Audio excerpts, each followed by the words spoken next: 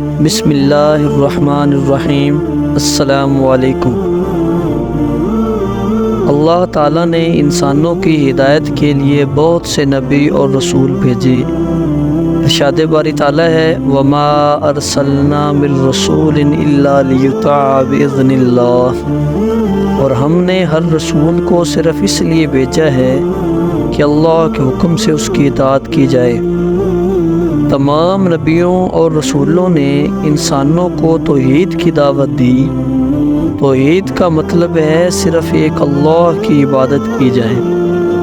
حضرت آدم علیہ السلام سب سے پہلے نبی اور انسان ہیں۔ سارے انسان حضرت آدم علیہ السلام کی اولاد ہیں۔ حضرت نوح علیہ السلام بھی اللہ تعالیٰ کے نبی اور رسول ہیں۔ آپ علیہ السلام نے 950 سال تک لوگوں کو اللہ تعالیٰ کا پیغام پہنچایا۔ حضرت ابراہیم علیہ السلام اللہ تعالیٰ کے پیارے نبی ہیں۔ آپ علیہ السلام نے اپنے بیٹے حضرت اسماعیل علیہ السلام کے ساتھ مل کر خانہ کعبہ کو تعمیر کیا۔ حضرت موسیٰ علیہ السلام مصر میں پیدا ہوئے۔ حضرت موسیٰ علیہ السلام نے اپنی قوم کو فرعون کے ظلم سے نجات دلائی۔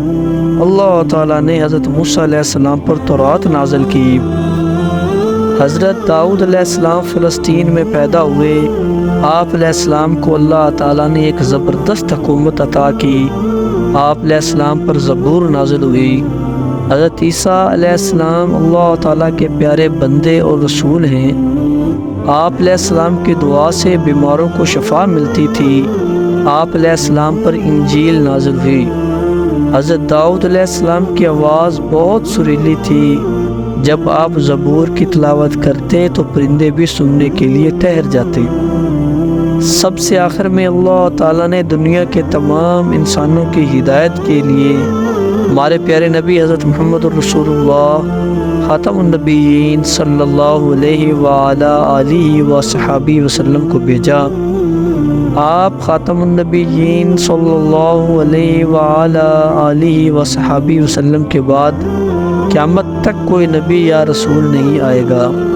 آپ خاتم النبیین صلی اللہ علیہ وآلہ آلہ وصحبہ وسلم کے بعد جو شخص نبوت اور رسالت کا جھوٹا دعویٰ کرے گا وہ دارہ اسلام سے خارج ہے۔